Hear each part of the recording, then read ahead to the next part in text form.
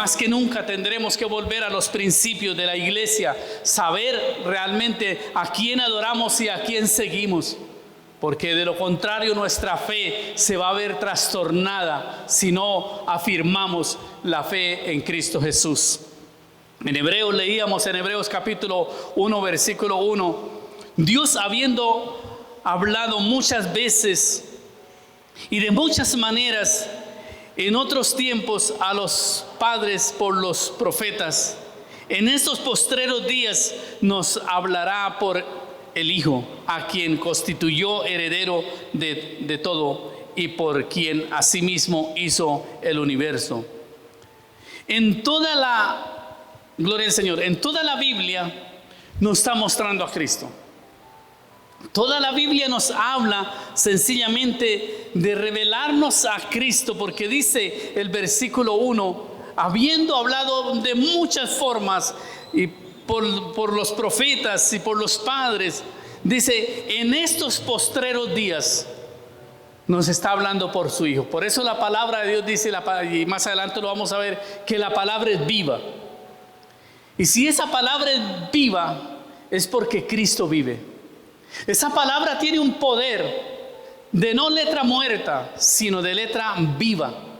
De tal manera, como lo dije hace 8 días, cuando abro las Escrituras, tengo que entender que lo que está plasmado es la voz de Dios. Y que no es un libro muerto, no es un libro cualquiera. Es Dios hablándome, exhortándome, guiándome, dirigiéndome, consolándome, para que podamos entender el propósito de Dios en las Escrituras.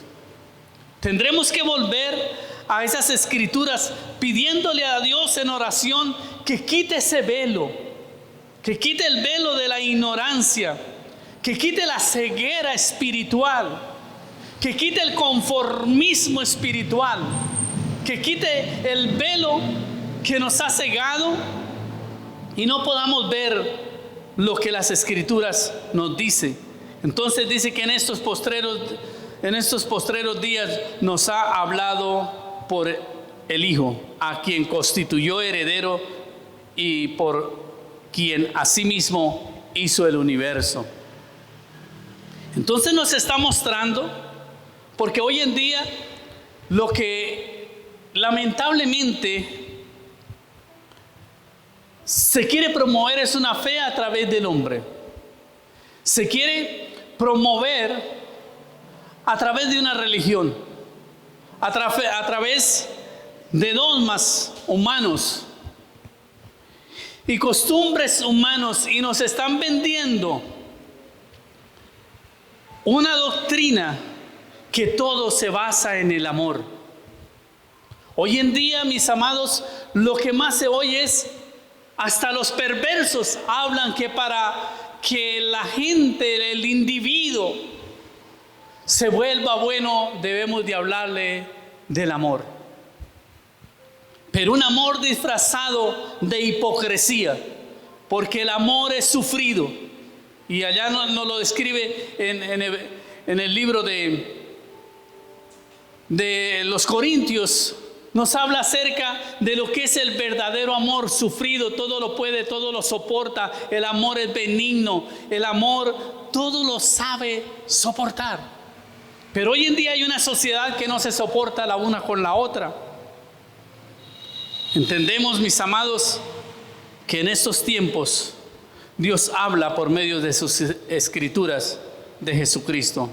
En Juan capítulo 3, versículo 19, dice, y esta es la condenación, que la luz vino al mundo, y los hombres amaron más las tinieblas que la luz, porque sus obras eran malas. Y así como decía Andresito, ahora hay gente que dice, nosotros somos buenos con obras malas.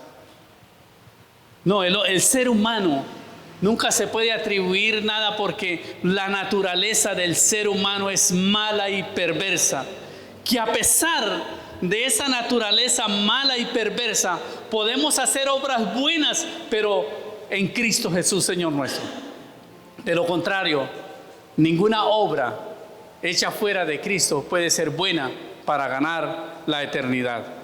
Y dice, y esta es la condenación, Por eso hoy en día, mis amados, entendemos que la única forma de alcanzar la salvación es a través de Cristo.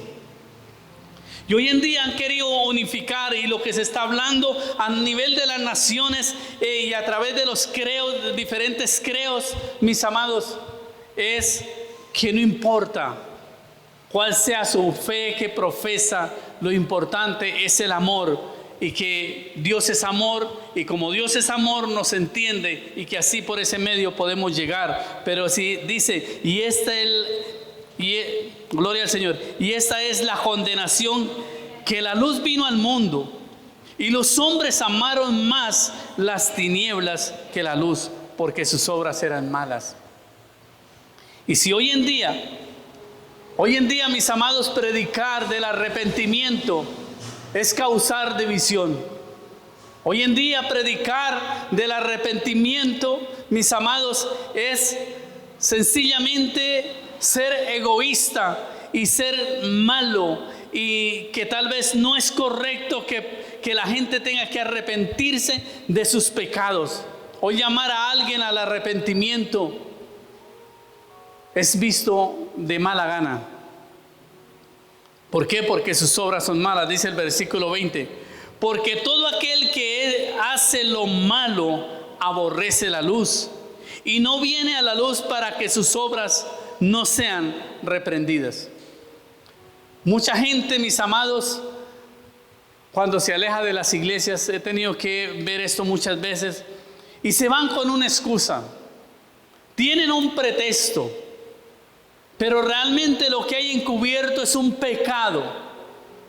Y no queriendo que se note en la iglesia, no queriendo que se manifieste, o porque el mensaje le pega, o porque el mensaje lo exhorta a que así como está, necesita arrepentimiento, y así como vive en pecado, no va a ir al cielo. Sencillamente la gente se fastidia. Pero cuando se les habla de arrepentimiento, la gente no quiere buscar a Dios. Pero cuando se les habla de un mensaje suave, de un mensaje de éxito, de prosperidad, de pacto, de que compre la salvación, la gente corre a ese mensaje, porque no le está exhortando su pecado. Hoy las iglesias muchas veces se han limitado, mis amados, a que se predique y se exhorte acerca del pecado. Hoy en día, mis amados, lo importante es ganar masas sin importar cómo vivan los demás. Pero cuando vamos a la palabra, Dios nos llama, mis amados, que tenemos que revelar la palabra, predicar la palabra, lo que está escrito, lo que le agrada al Señor. Un arrepentimiento genuino en los corazones. Dice, porque todo aquel que hace lo malo aborrece la luz. Jesucristo dijo, yo soy la luz. Entonces, hablando entre otras palabras, al que aborrecen es a Cristo. Y no viene a la luz para que sus obras no sean reprendidas. Mas el que practica la verdad viene a la luz para que sea manifestada y sus obras sean hechas en Dios.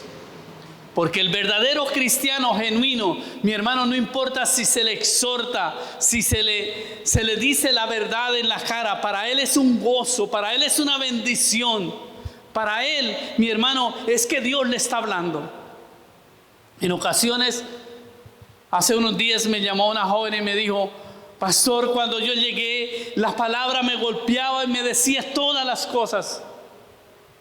Y yo sabía que era Dios quien me hablaba. Ese mensaje fue para mí. Y qué bueno que la gente diga, acepto que Dios me está hablando, me está exhortando, me está corrigiendo, me está llamando en su amor y su misericordia, porque no queriendo que nadie se pierda, sino que todos procedan al arrepentimiento. De lo contrario, sería un mensaje engañoso al decir, mi hermano, otra cosa, que no necesitamos del arrepentimiento. Cuando Cristo anduvo en la tierra, a la gente que le escuchaba, le fastidiaba el mensaje, porque Cristo los llevaba y los ponía entre la espada y la pared a que tomaran una decisión. Y la forma más fácil era salir contra él. Por eso este mensaje de la salvación en los postreros tiempos, mi hermano, en los últimos tiempos, chocará muchísimo, golpeará contra las naciones. Y la verdadera iglesia se va a ver perseguida nuevamente por causa del evangelio, porque se seguirá predicando sin censura, sin maquillaje. Se seguirá predicando la palabra de la verdadera iglesia que se va a mantener. Debe saber que puede ser perseguida, puede ser encarcelada y algunos morirán, dice la palabra. En ocasiones las iglesias que salen por las redes sociales serán censuradas. ¿Por qué? Porque hay un sistema mundial que va a decir qué palabra se debe predicar en las iglesias y qué no se debe predicar. Y tal vez no los habíamos visto mucho, pero ya estaba andando, ya estaban probando el sistema, cómo va a funcionar. Y me llama la atención que los domingos en todo el mundo se predica un mensaje enviado desde Roma. Y era solamente probando entre el sistema religioso. Pero ese programa ya está andando. Para en algún momento el que vaya a hablar de Dios tiene que salir el mensaje de allá. Dado por los hombres, no dado por el Espíritu Santo de Dios para la necesidad de una iglesia. Y eso llamarán unificada la fe.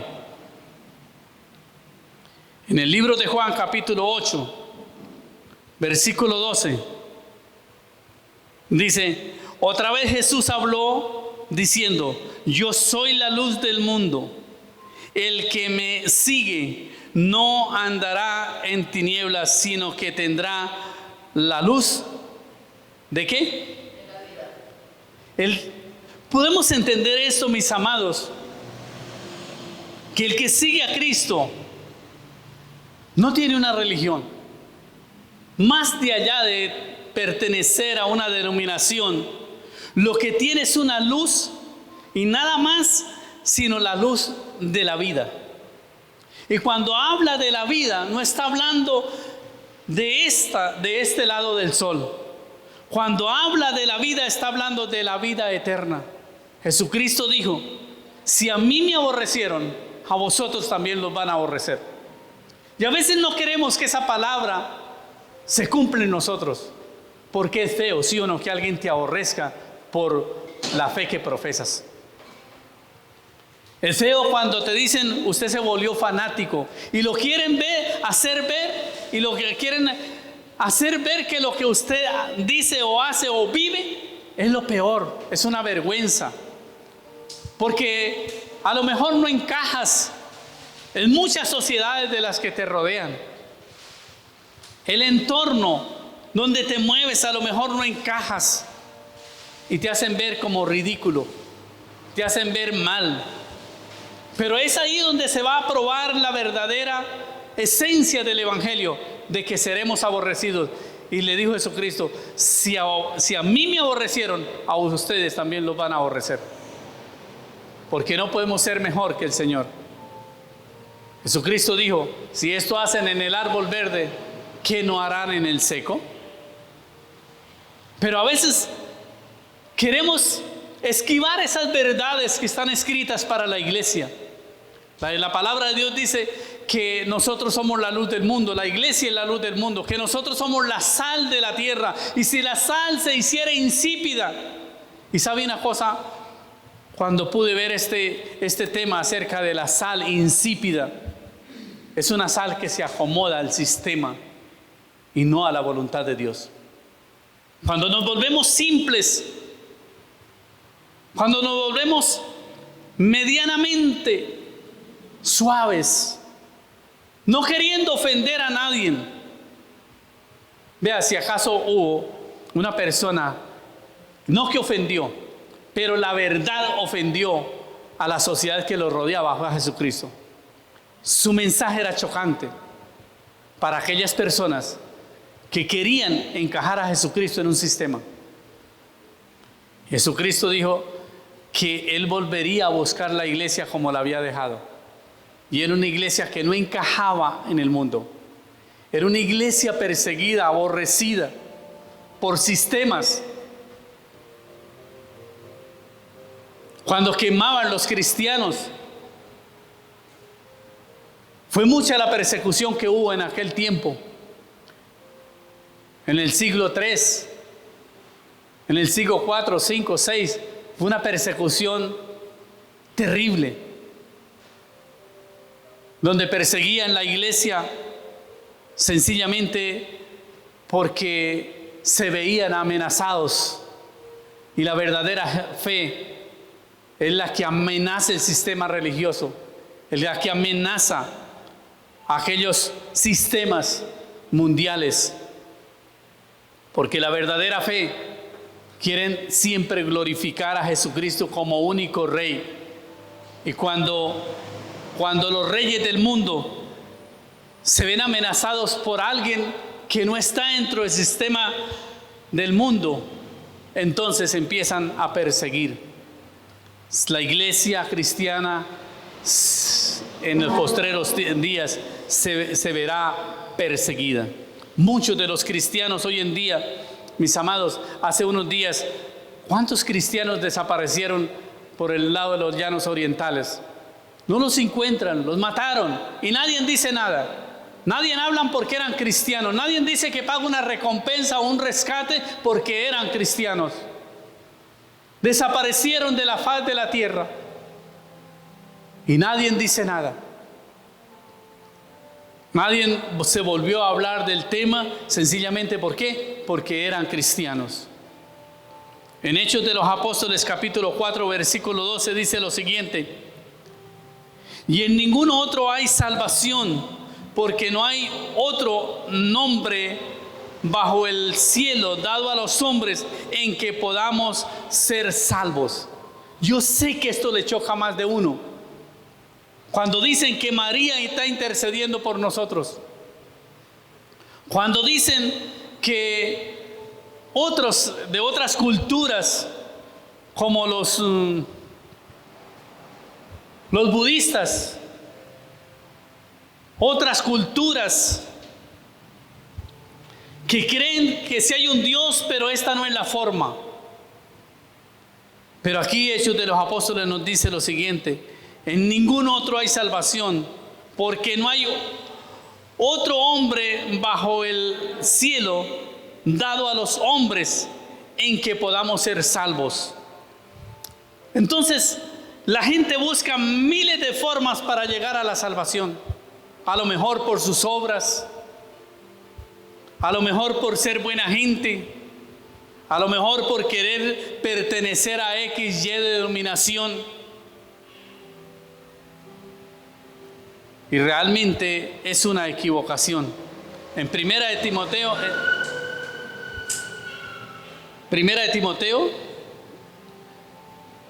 2:4, si no estoy equivocado, creo que es segunda o qué, primera.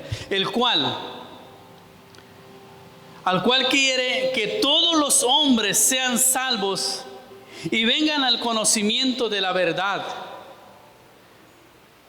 Pablo le estaba escribiendo a Timoteo y le estaba diciendo en los versículos anteriores que debíamos orar por las autoridades para que pudiéramos vivir quieta y reposadamente.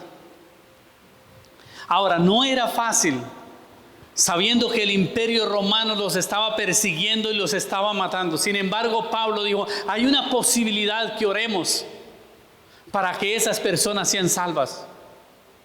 Aunque el propósito de Dios enviar a su Hijo a morir en la cruz del Calvario era abriendo una puerta de posibilidad para que todo hombre se salve y no llegue a la condenación eterna. Aunque eso no va a ser así, porque muchos amarán más las tinieblas que a la luz. Porque la palabra de Dios dice, muchos serán los llamados y pocos los escogidos. Y cuando podemos meditar en muchos son los llamados y pocos los escogidos, mi alma me tiembla. Porque la palabra de Dios dice, el que permanezca hasta el fin, este será salvo. que pueda pelear su propia batalla de la fe hasta que Dios lo llame, sin apartarse. No que sea perfecto, porque al llamado de Dios no llegaremos siendo perfectos. Llegaremos a ser salvos por la misericordia de Dios, porque Dios es bueno y ha visto nuestras luchas. ¿Cómo combatimos? Como dijo Pablo, combatiendo contra el pecado. Combatiendo, esa es la verdadera guerra espiritual. Cuando combatimos contra nuestras propias pasiones, contra nuestros propios deleites, contra nuestros propios deseos. Cuando combatimos cara a cara con el pecado, esa es la verdadera guerra espiritual. Cuando le decimos al pecado no, cuando nos sentimos afligidos por los desafíos, cuando nos sentimos desafiados por los deleites del mundo, y tenemos que pararnos y decir: Señor, soy débil, ayúdame, Señor. Porque dice que la fe se perfecciona en nuestras debilidades. Perfeccionarnos en Cristo Jesús no es otra cosa sino un desafío contra nosotros mismos. Porque día a día estamos combatiendo contra el pecado. La palabra de Dios dice que el pecado está a la puerta y nos llama.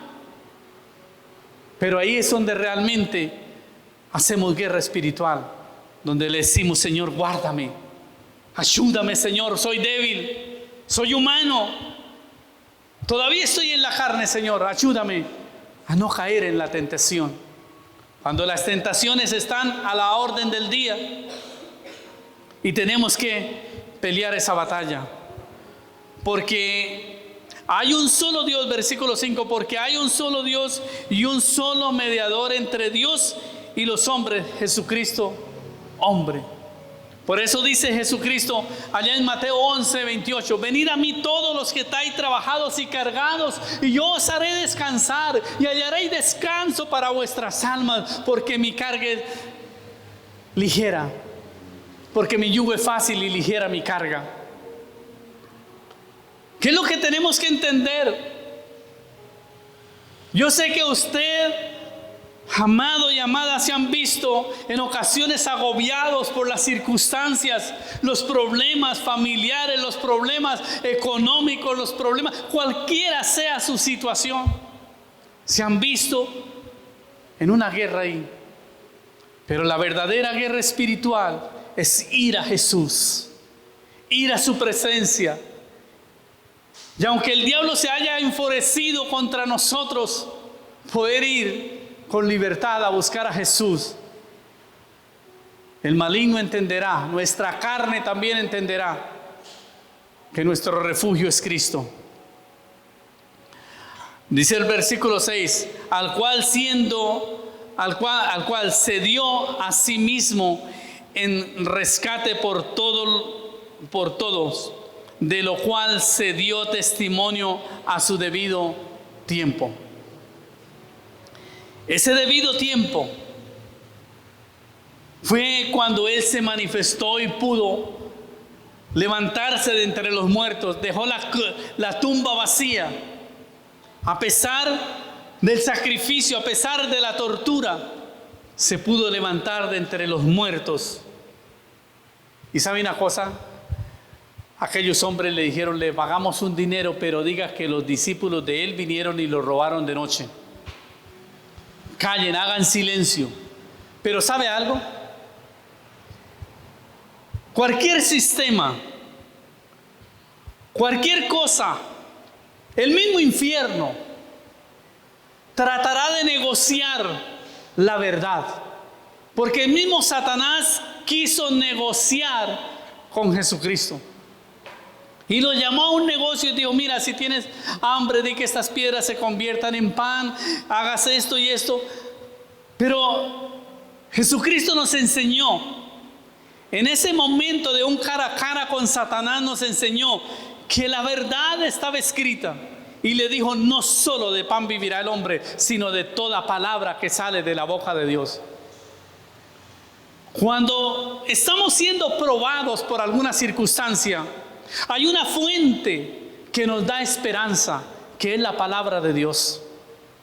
Y cuando buscamos la respuesta en la palabra viva y eficaz, mire, cualquier circunstancia que estés desafiando tiene que temblar, porque estás obrando en la verdad, y contra la verdad nadie puede. Ni demonios, ni potestades, ni principados, ni cosa creada en los cielos y en la tierra, nadie podrá soportar la palabra de Dios. Dirán muchos, ¿y entonces por qué vamos a ser perseguidos? ¿Por qué la iglesia ha sido perseguida? Había una anécdota que decía, hay una, de noche es cuando alumbran las luciérnagas. Ya había un animal que corría y corría y quería comérsela.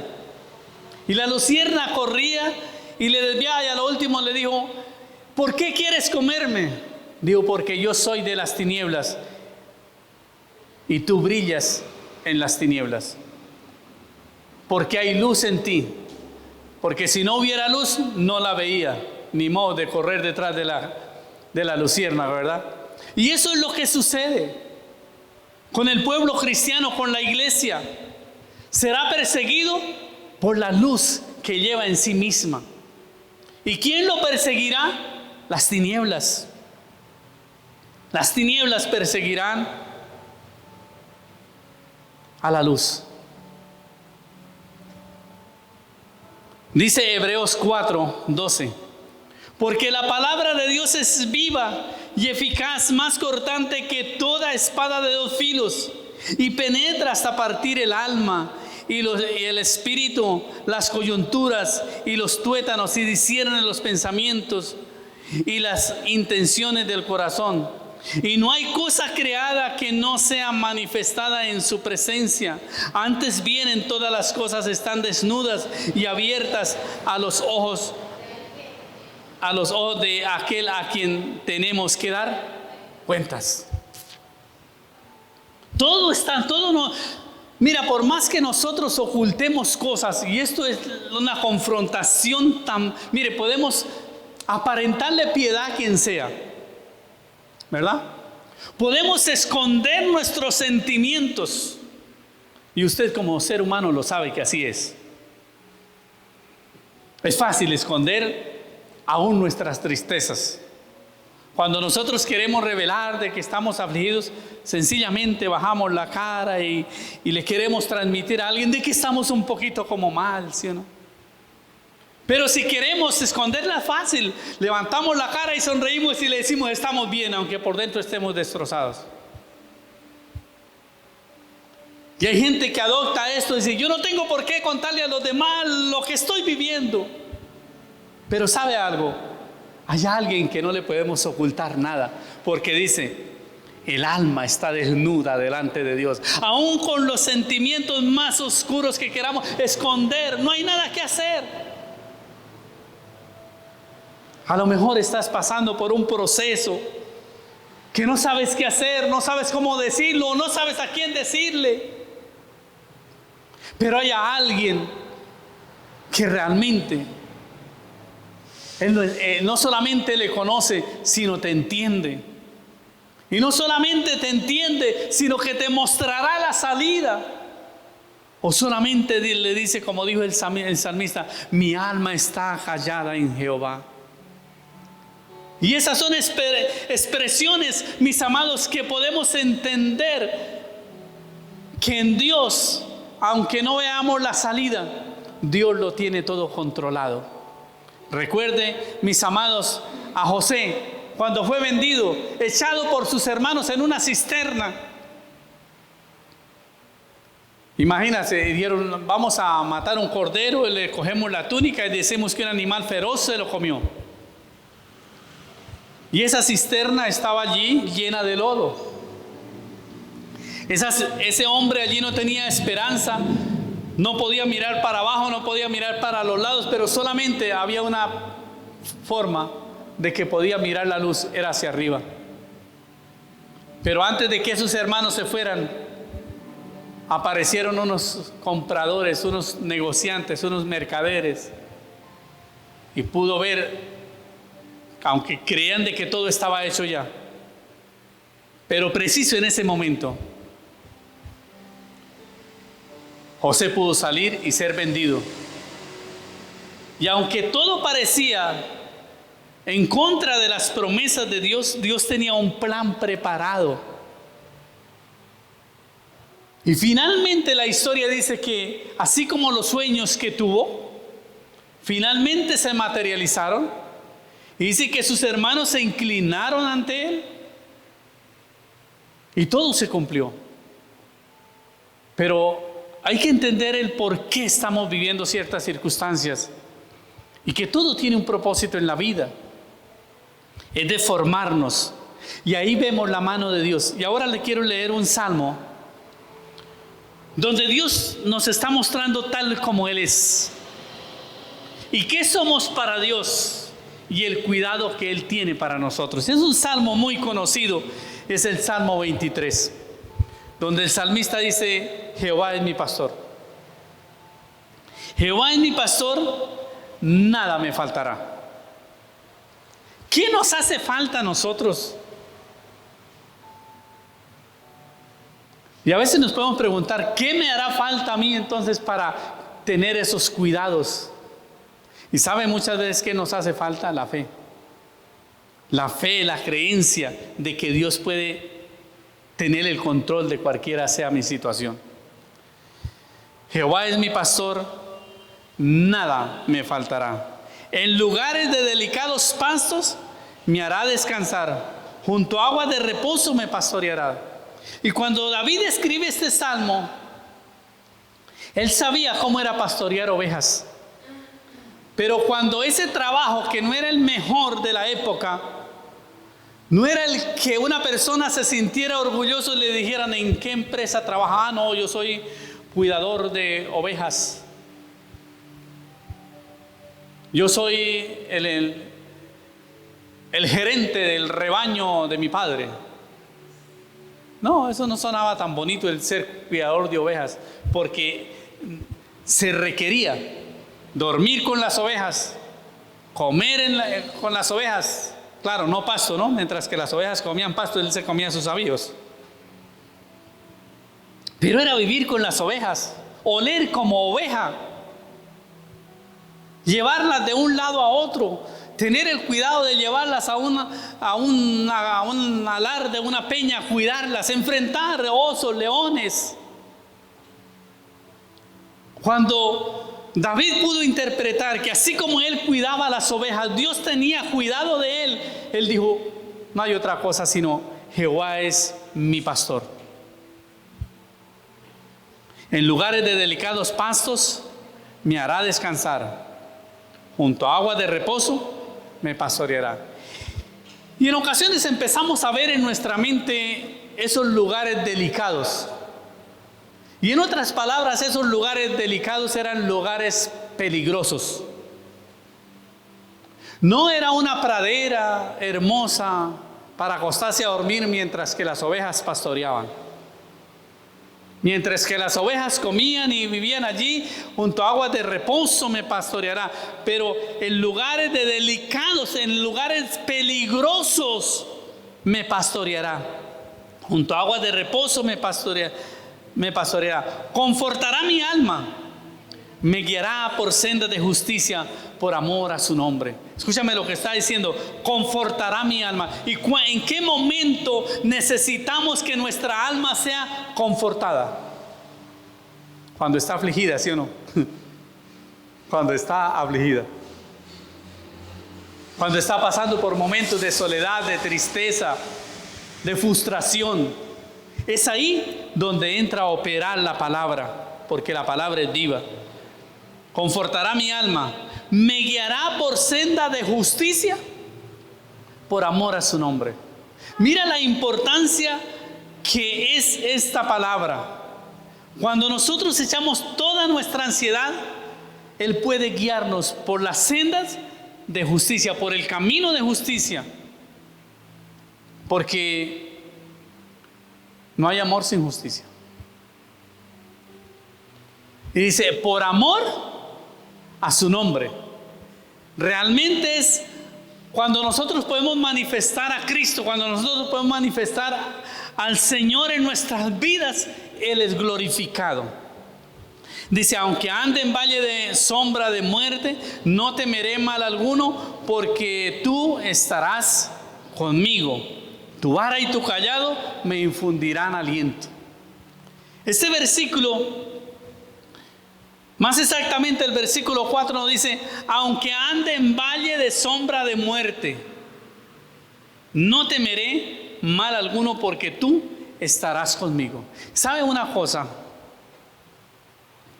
Lo que es el Salmo 91 y el Salmo 93, yo me crié con ellos en medio de una violencia terrible, amenazados de muerte,